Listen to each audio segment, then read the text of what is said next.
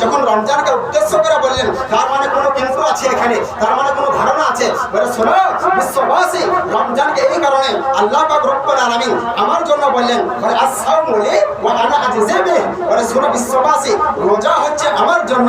কাল কিয়ামতের ময়দানে যতজন রোজাদার ব্যক্তি হবে সেই সমস্ত রোজাদার ব্যক্তিকে আমি আল্লাহ পাক রব্বুল নিজ হাতে করে আপন আপন উপহার আমি দান করব। সুবহানাল্লাহ।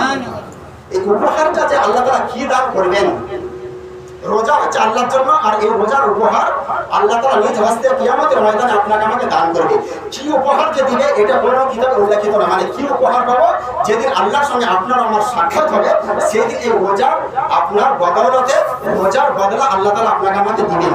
এ ব্রাদার মিলাদ ইসলামিয়া, আসুন রাসূল আকরাম সাল্লাল্লাহু আলাইহি ওয়াসাল্লামের হাদিস কি বলছে। রাসূল সাল্লাল্লাহু আলাইহি ওয়াসাল্লাম হাদিস বলছে যে আপনার জান্নাতের 8টা দরওয়াজা রয়েছে, জান্নাতে 8টা দরওয়াজার আলাদা আলাদা 8টা জান্নাত রয়েছে, 8টা জান্নাতের আলাদা নাম আছে, 8টা জান্নাতের আলাদা নাম আছে, আর জান্নাতের দরওয়াজা আছে, জান্নাতের দরওয়াজার 8টা নাম আলাদা রয়েছে। বিরাদর মিলাত ইসলামিয়া, আমরা পৃথিবীর প্রান্তরে যারা নামাজ পড়ছি তারা নামাজি, যারা হজ করছি তারা হাজি, যারা যাকাত দিচ্ছি তারা যাকাত আদায়কারী, যারা রোজা রাখছে তারা আপনার সিয়াম সাধনা করে। হে বিরাদর মিলাত ইসলামিয়া, 8টা জান্নাতের দরওয়াজা আছে, 8টা দরওয়াজার নাম রয়েছে।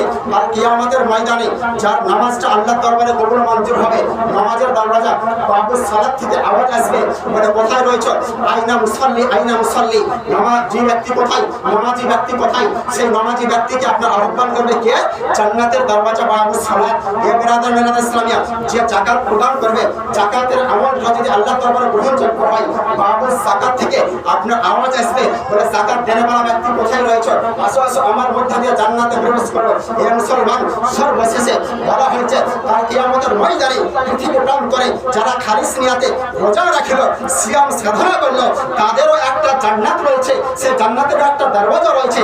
রোজাদার ব্যক্তিকে আপনার বাবুর রিয়ান থেকে আহ্বান জানানো হবে, বলে আইনা সাইম আইনা সাইম, রোজাদার ব্যক্তি কোথায় রয়েছে, রোজা কারণেওয়ালা কোথায় রয়েছে, এসো অন্য জায়গাতে থাকতে হবে না, অন্য জান্নাতে যেতে হবে না, আমি বাবুর রিয়ান আমার মধ্যে দিয়ে জান্নাতে প্রবেশ করবো। সুবহানাল্লাহ। রোজাদার ব্যক্তিকে কিয়ামতের ময়দানে বাবুর রিয়ান থেকে আপনার আহ্বান জানানো হবে, তাদেরকে আপনার সাড়া দেওয়া হবে, রোজাদার ব্যক্তি কোথায় রয়েছে, এসো আমার মধ্যে দিয়া একের পর এক জান্নাতে প্রবেশ করো, আমার মধ্যে দিয়া একের পর এক জান্নাতে প্রবেশ করো। মুসলমান, রোজার বহু ফজিলত রয়েছে, রোজার বহু বরকত রয়েছে। মুসলমান, যখন রমজান মাস দাখিল হতো, যখন রমজান মাস প্রবেশ হতো, সাহাবায়ে কেরামগণ এত আপনার উৎফুল্ল হয়ে যেতেন, এত খুশিতে মাতোয়ারা হয়ে যেতেন, একে অপরের সঙ্গে আহলান সাহলান ইয়া রমজানুল মুবারাক, আহলান সাহলান ইয়া রমজানুল মুবারাক বলে তারা সকলে সংবর্ধনা জানাতো, রমজান মাসকে আপনার ওয়েলকাম সুস্বাগতম জানাতো। ব্রাদার মিলাত ইসলামিয়া, ওই জান্নাতের ফেরেশতা রিদওয়ান, আপনার যে জান্নাতের আপনার দরবার রয়েছে এর নাম হচ্ছে ফেরেশতা রিদওয়ান।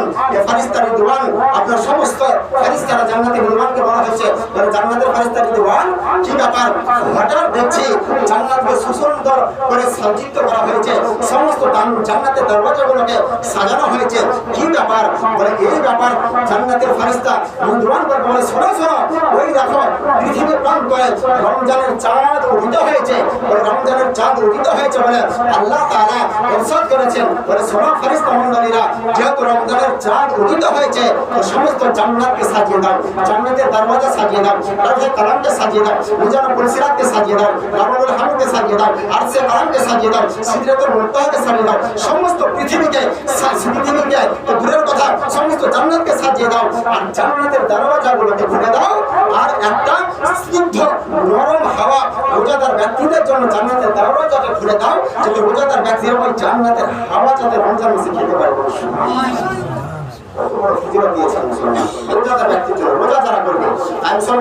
রোজা কিন্তু আপনাকে আমাকে ছাড়া যাবে না। আজকে মুসলমান এই রোজা সিয়াম সাধনা এরা ভাবতে হবে যে আমরা এই একটা মাস আমরা পেয়েছি, আল্লাহ তাআলা আপনাকে আমাকে কিসের জন্য দিয়েছে, আগে বলেন লাআল্লাকুম তাত্তাকুন। আল্লাহ এই মাসটাকে আপনাকে আমাকে দিয়েছে যাতে আপনি আমি পরহেজগার হতে পারি, নেককার হতে পারি, যাতে আমরা জাহান্নাম থেকে জান্নাতে যেতে পারি। আমরা অনেক গুনাহ করি, অনেক গুনাহ হয়ে যায়, কিন্তু রমজান মাসকে পেয়েছি, রমজান মাসে আল্লাহ তাআলা সঠিকভাবে ইবাদত করব, অন্য মাসেও তো ইবাদত করব, কিন্তু রমজান মাসে যে রোজা ফরজ করা হয়েছে, এই রোজা ফরজিয়াতটা আপনাকে আমাকে আদায় করতে হবে। রোজার ফরজ আদায় করার পরে এই রোজা একটা রোজা যদি আল্লাহর দরবারে গ্রহণযোগ্য হয়ে যায়, তাহলে আপনার জিন্দেগীর সমস্ত গুনাহ খাতা একটা রোজার ওসিলাতে গুনাহগার সমস্ত মাফ হয়ে যাবে, জাহান্নামের দরজা থেকে আপনি জান্নাতে প্রবেশ করতে পারবেন। যদি একটা রোজা যদি আল্লাহ তাআলা কবুল হয়ে যায়, তাহলে আপনার আমার জন্য গ্রহণযোগ্য কি যে আপনাকে আমাকে এই রমজান মাস পেয়েছে, আগামীতে আপনি আমি বেঁচে থাকবো কি থাকবো না, রোজা পেয়েছে রোজার কদর করা, রোজার সম্মান করা, রোজাদার ব্যক্তিকে সম্মান করা, রোজার মাসকে সুসম্মান করা, রোজার মাসকে ইজ্জত করা, তাজিম করা, তবে আপনি আমি আল্লাহ তাআলার মনোনীত বান্দা হতে পারবো। আর রোজা অবস্থায় রোজার মাস আসছিল আর আপনার আমার যখন দিনের বেলাতে আমরা ঘোরাফেরা করছি, ইমাম সাহেবের সঙ্গে সাক্ষাৎ হলো, ইমাম সাহেব সালাম করার পর বলছে কি আপনার ভাই রোজা রেখেছো, পকেট থেকে আপনার ভাই কিছু গ্যাসের রমজান আপনি গ্যাসের রমজান আমাকে আপনার ভাই কিছু বলছে রোজা কি করে রাখবো, গ্যাসের গ্যাস আপনার ঘুম রয়েছে, রোজা রাখার ক্ষমতা নাই, গ্যাসের বিশাল খারাপ অবস্থা, মানে বাহানা। ইমাম সাহেবকে বাহানা দিয়ে তো চলে গেলেন, আমাকে বাহানা দিয়ে চলে গেলেন, আপনার কোনো বড় ভাইকে বাহানা দিয়ে চলে গেলেন, কারণ কিয়ামতের ময়দানে বাহানা চলবে, আল্লাহর দরবারে কোনো বাহানা চলবে। যদি সত্যিকারেরই আপনি অসুস্থ হন, কোরআন শরীফের আয়াতে আল্লাহ তাআলা বললেন যে রোজা সমস্ত মুসলমান মুমিনের উপর ফরজ। তবে যদি কোনো ব্যক্তি মুসাফির হয়, কোনো ব্যক্তি অসুস্থ হয়, হাইজা আওরা, ওদের কারণে রোজাটা কি আছে মাফ রয়েছে, কিন্তু পরবর্তীতে ওরা কাজা আদায় করবে, কাজা তাদের জন্য মাফ নাই, সীমিত সময়ের জন্য, যে সময়টা পর্যন্ত অসুস্থ থাকবে, এই সময়টা পর্যন্ত সফর করে মুসাফির বুঝেন তো, মোটামুটি আপনার ধরেন এখান থেকে কৃষ্ণনগর পর্যন্ত যদি সফর করে তাহলে ব্যক্তি মুসাফির জন্য রোজাটা ছাড়তে পারে, কিন্তু পরবর্তীতে আদায় করতে হবে। হাইজা আওরা, যে মহিলার আপনার শরীর নাপাক থাকবে, নাপাক হয়, ওই হাইজা আওরা তো রোজা রাখবে না, রোজা অবস্থা হাইজা অবস্থায় পিরিয়ড অবস্থায় রোজা রাখা হচ্ছে হারাম। ওই মহিলা পিরিয়ড ভালো হয়ে যাওয়ার পরে যে রমজান মাসে যেগুলো রোজা করবে রোজাগুলো রাখবে, আর যে রোজাগুলো ছুটবে ঈদের পরে ওই রোজার কাজাটা করবে। একটা বদলে একটা, মুসাফির একটা বদলে একটা, মারিজ ব্যক্তি একটা বদলে একটা, কিন্তু যদি যায় না বুঝে রোজা ছাড়ে একটা বদলে কথা শুনলেন, তাই না, একটা বদলে কথা শুনলেন। তো মুসলমান বাহানাবাজি করলে হবে না, কারণ হচ্ছে বাহানা কিন্তু ইহজগতে চলবে, কিয়ামতের ময়দানে চলবে না বাহানা। তাই বাহানা না করে মানে মনে থাকতে হবে যে আপনার আমার আমল নামাটা কিভাবে সত্য হবে, আপনার আমার আমল নামাটা কিভাবে আপনার সুন্দর সুসজ্জিত হবে, কারণ কিয়ামতের ময়দানে যাতে আমরা জান্নাতে যেতে পারি এই চিন্তা ভাবনা করে কিন্তু আপনাকে ইবাদত করতে হবে। তাহলে মুসলমান রোজা অবস্থায় কয়েকটা মশলা রয়েছে যে আপনার বহু কথা বলা রয়েছে, কিন্তু সময় তো সংকীর্ণ, আর দুটো চলেছে আর 8 সময় দিতে পারবো। তো রোজা তো আমরা রাখি, কিন্তু বাহানা করলে আপনার রোজা কিন্তু আপনাকে আমাকে রাখতে হবে। যদি কোনো মানুষের শরীর অসুখী পারে তাহলে সে ব্যক্তি রোজা ছাড়তে পরবর্তীতে আদায় করবে, কিন্তু যদি আপনার পারা যায় যে না আমার ক্ষমতা ছিল যায় তাহলে রোজা ছাড়িয়ে না। এবার রোজা অবস্থাতে আপনার কথা হলো যে আপনি রোজা রেখেছেন, এই রোজা অবস্থাতে আপনার মাথার চুল কাটা হবে কি হবে না, তারপরে আপনার হাতের নখ কাটা হবে কি হবে না, গোপন অঙ্গের চুল কাটা হবে কি হবে না।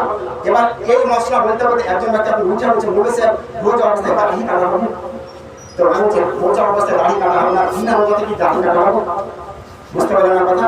বলেছে রোজা অবস্থায় দাড়ি কাটা হবে, রোজা অবস্থাতে দাড়ি কাটা হবে না, ঠিক আছে, বিনি রোজাতে কি দাড়ি কাটার হুকুম আছে? দাড়ি কাটছে না সেটা আলাদা কথা, নাকি বলছে? বিনি রোজাতে তুমি যেমন দাড়ি কাটছো তেমন তোমার গুনাহ, রোজার অবস্থাতে দাড়ি কাটলে গুনাহ হবে, রোজার কোনো ক্ষতি হবে না। দাড়ি তুমি রাখছো না বা কাটছো সুন্নাত আদায় করছো ওই কারণে গুনাহ হবে, রোজার কোনো ক্ষতি হবে না, বুঝতে পারলেন কি না? বিনি রোজাতেও দাড়ি কাটা যাবে না, কিন্তু মুসলমান মুমিন হিসাবে সুন্নাতে রাসূল দাড়ি রাখা হচ্ছে, রাসূলের সুন্নাত দাড়ি রাখতে হবে মুসলমান হলে, তবে ফরজ ওয়াজিব নয়। সকলে মুসলমান যদি পারে তো দাড়িটা রাখবেন, হচ্ছে কথা। এবার রোজা আর বিনি রোজা উভয়ই আপনি যে দাড়ি কাটা আপনার অভ্যাস থাকে দাড়ি আপনি কাটবেন, রোজাতে মানে দাড়ি কাটা যাবে না এমন কোনো কথা নেই। সারা মাস দাড়ি কাটা আমার রোজা আসছিল, রোজার কারণে দাড়ি কাটছি না, মানে রোজার কিছু দেখাতে হবে বলে এটা নয়, বুঝতে পারলেন একটা মশলা। তাহলে এরকম দাড়ি আপনি কাটছেন, অন্য সময় যেমন কাটছেন এরকম কাটবেন, এরকম আপনার চুল নখ এই সমস্ত কিছু আপনি কাটা যাবে, বুঝতে পারলেন না? এবার কথা হলো যে রোজা অবস্থায় যে সমস্ত ব্যক্তিগণ আপনার মনে করেন যে রোজা অবস্থায় খুশবু, যেমন এখনই খুশবু দিল, তো অনেক মনে খুশবু দিল, খুশবুর সঙ্গে জায়গা আছে কিনা, আতর সুরমা ব্যবহার জায়গা আছে কিনা, রোজা অবস্থাতে আতর সুরমা আপনি ব্যবহার করতে পারেন, কোনো অসুবিধা নেই, নিঃসন্দেহে এটা যাই, বুঝতে পারলেন? আতর সুরমা আপনি ব্যবহার করতে সময় ব্যবহার করবেন, তবে ফ্রি অ্যালকোহল যাতে না থাকে সেখানে ইসলামিক কারখানাতে তৈরি হওয়া কোনো জায়েজ আপনার সুগন্ধি বা সেন্ট বা আতর আপনাকে ব্যবহার করতে হবে, বুঝতে পারলেন? সুরমা লাগাতে পারেন, তবে কানে আপনার তেল বা বা কানে কোনো রকমের ওষুধ দেওয়া যাবে না, চোখে ড্রপ দিতে পারেন, কিন্তু কানে ড্রপ বা কানে তেল দিবেন না। কানে ড্রপ বা তেল দিতে যদি ভিতরে চলে যায় পানি বা ড্রপ বা তেল, তাহলে রোজা ভঙ্গ হবে। গোসল করতে করতে যদি কানে পানি ঢুকে যায় তাহলে ভঙ্গ হবে না। ইসলামের মশলা ভালোভাবে বুঝা করুন। এবার যে সমস্ত মহিলারা রয়েছেন, মহিলা মায়েরা রোজা অবস্থায় নিজ সন্তানকে যদি দুগ্ধ পান করায়, দুগ্ধ পান করাতে পারে, পাবে কি পাবে না? গর্ভবতী মহিলা রোজা রাখবে না, রোজা ছাড়বে। গর্ভ ধারণ করার পরে, প্রসব হওয়ার পরে, বাচ্চা প্রসব হওয়ার পরে রোজা রাখবে না, রোজা ছাড়বে। মুসলমান মহিলা যারা গর্ভবতী মহিলা যদি মনে করে যে না আমি রোজা রাখলে আমার ক্ষতি হতে পারে, আমার পেটের বাচ্চার ক্ষতি হতে পারে, তাহলে রোজা ছাড়বে। একটার বদলে একটা কাজ আদায় করবে। যদি বাচ্চা প্রসবের পরে আপনার বলা হয়েছে যে হায়েজ এবং আপনার বলা হয়েছে নাফিসা মানে 40 দিন পর্যন্ত মেয়েদের যে আপনার নাপাক রক্ত প্রবাহিত হয়, এই রক্ত যখন মধ্যে প্রবাহিত হতে রোজা ছাড়বে, পরবর্তীতে কাজে করবে, শরীর ভালো হয়ে গেলে পরে আর রোজা রাখবে, বুঝতে পারলেন? এবং বাচ্চা মৃত মহিলা, যে মহিলা আপনার দুধ পান করছে, বাচ্চা 1 বছরের বাচ্চা বা 6 মাসের বাচ্চা, ওই মহিলা রোজা অবস্থায় বাচ্চাকে দুধ পান করাতে পারবে কি পারবে না? নিঃসন্দেহে দুধ পান করাতে পারবে রোজা অবস্থাতে, তাতে রোজার কোনো ক্ষতি হবে না, বুঝতে পারেন কিনা? রোজা অবস্থাতে আপনার শরীর হয়তো জ্বর হলো, তাতে আপনি ইনজেকশন নেবেন, ইনজেকশন রোজা অবস্থায় নেওয়া যাবে কি যাবে না? নিঃসন্দেহে যদি রোজা অবস্থায় ইনজেকশন নেন তাহলে পরে এতে কোনো ক্ষতি হবে না। তবে মুসলমান স্যালাইনের ব্যাপারে দুটো মত রয়েছে। ওই স্যালাইন, যে স্যালাইনটাতে নেওয়ার পরে আপনার শরীর সুস্থ করবে, খাবার জোগান করবে না। 2 রকম স্যালাইন রয়েছে। এক রকম স্যালাইন হচ্ছে আপনার শরীরে এনার্জি বাড়ায়, মানে শরীরকে সুস্থ করে।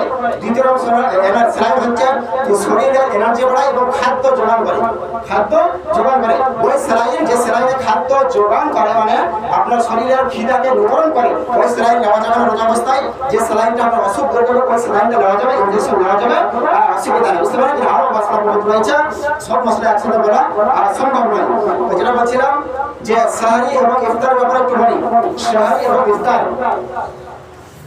আপনি ইমাম সাহেব সাহারির জন্য ডাক দিয়েছে, আপনি যেতে পারেন না, সাহারির সময় শেষ হতে চলছে, এবার আপনি আর মাত্র 5 মিনিট বাকি আছে, তো আপনি মনে করছেন যে আমার শরীরটা নাপাক হয়েছে, তো মনে করছেন যে গোসল করতে গেলে সেহরি খাওয়া হবে না, সেহরি খেলে গোসল করতে পারবে না, ওই ব্যক্তি কি করবে?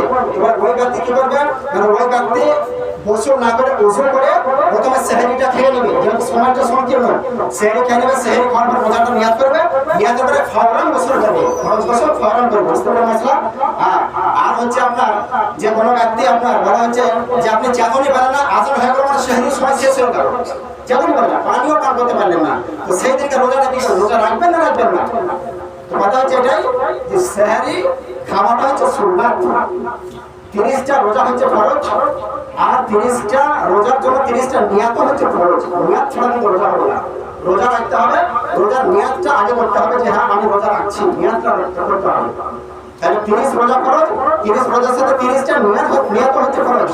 এখানে একটা মশলা বলে দিই, অনেক মানুষ মনে করেন যে মৌলভী সাহেব এবার রোজা বুঝবে কি বুঝবে না, ইমাম সাহেবকে জালিয়া খাওয়ার অবস্থা, যখন 25-26টা চলে এলো জালিয়া খাওয়া, রোজা বুঝবে কি বুঝবে না? মুসলমান আরবি মাস 29 হয়, 30 হয়, আরবি মাস 29 হয়, 30 হয়। আল্লাহ তাআলা বলেছেন যে তোমরা রমজান মাসে রোজা রাখো, রমজান মাসে রোজা রাখো, 30টা রোজা রাখো কি 29টা রোজা রাখো এটা বলেননি, বুঝতে পারলেন কথা? 30টা রাখো কি 29টা রাখো এটা বলেননি, কি বলেছে? রমজান মাসে রোজা রাখো। এবার কথা হলো যে আপনি রমজান মাসটা যদি 29 হয় তাহলে 29টা রোজা রাখবেন, 30টা যদি হয় 30 রমজান হয়, 30 তারিখে যদি রমজান হয় তাহলে 30টা রোজা রাখবেন। 29 রোজা রাখলেও রমজান মাসে পুরো মাসের সওয়াব পাবেন, 30টা রোজা রাখলেও পুরো মাসের সওয়াব পাবেন, খুঁজি করতে যাবেন না। বইতে গেলে যে বুঝবে কি বুঝবেন এগুলো ঝগড়া করেন না, মানে মাস যদি 29 হয়, 29 মাস হয় কি হয় না, ইংরেজিতে 28 হয়, 30 হয়, 31 হয়, বুঝতে পারছেন? যে 31 মাস হলেও 1 মাসের বেতন দেয়, 28 মাস হলে 1 মাসের বেতন দেয়, নাকি না কম দেয় 28 মাস হলে বেতন কম দেয় নাকি 1 মাসের বেতন দেয়। এইরকম রমজান মাস হচ্ছে যদি 29 হয় তাহলে 1 মাসেরই আমরা নেকি পাবো, 30 হলে 1 মাসেরই নেকি পাবো। অতএব রোজা বুঝলো কি বুঝলো না এই নিয়ে মহিলারা খুব ঝগড়া করে, এবার রোজা আমার বুঝবে মনে হয় রোজা আরেকদিন আগে ধরতে হতো, হে মুসলমান এই নিয়ে ঝগড়া করবেন না। আর হচ্ছে 29-30 দুটাই হচ্ছে আপনার 29 হলে 1 মাস রোজা রাখলাম আল্লাহর ফরমান অনুযায়ী, 30 হলেও 1 মাস রোজা রাখলাম আল্লাহরই ফরমান অনুযায়ী। এবার কথা হলো যদি আমরা রমজান মাসে সেহরির সময় চেতন না পাই, জাগ্রত না হতে পারি, সেহরিটা যদি না খেতে পারি, তাহলে আপনার আমার রোজাটা তাহলে সেই দিন ওটা কি হবে? রোজা কি রাখবো নাকি রোজা রাখবো না? সেহরি তো খাওয়া হলো না। আসল হাদিসের আলোকে কি বলে? হাদিসের আলোকে হচ্ছে এটাই যে সেহরি খাওয়া হলো সুন্নাত। সেহরি খাওয়া হলো সুন্নাত। রোজার ফরজ কি? ফরজ হচ্ছে নিয়াত করা। সেহরি খেতে পারলেন না, আপনি যখন বলেন যখন রোজা নিয়াত করলেন যে আমি আজকে রোজাটা রাখলাম, খেতে পারলেন না, ঠিক আছে রোজা রাখলাম, ইনশাআল্লাহ রোজা আপনার নিঃসন্দেহে হয়ে যাবে। সেহরি খাওয়া হচ্ছে সুন্নাত এই কারণে যে আমি যদি সেহরি করার পরে আমাদের শরীরটা শেষ হয়ে যায় বা আমরা বুকে কারণাতে বিপাশাতে বুকটা ফেটে যায়, বুকটা আপনার ক্ষুধার্ত অবস্থায় আমাদের ক্ষুধার্ত জ্বালা পেটে যন্ত্রণা হয়, তাই কিনা? সেহরি খাওয়ার পরে এই আলো সেহরি না খেলে পরে আরো কষ্ট হবে। এই কারণে সেহরিটা খেলে আমরা যাতে সুন্দরভাবে রোজাটা রাখতে পারি, এই কারণে সেহরিটা হচ্ছে সুন্নাত। সেহরি খাওয়া যদি সময়ের মধ্যে না হয় তাহলে রোজার নিয়ত করে রোজাটা আপনি রাখতে পারবেন, বুঝতে পারলেন? রোজা ছাড়বেন না। মুসলমান এই যে মশলা সম্পূর্ণ সময় বললাম।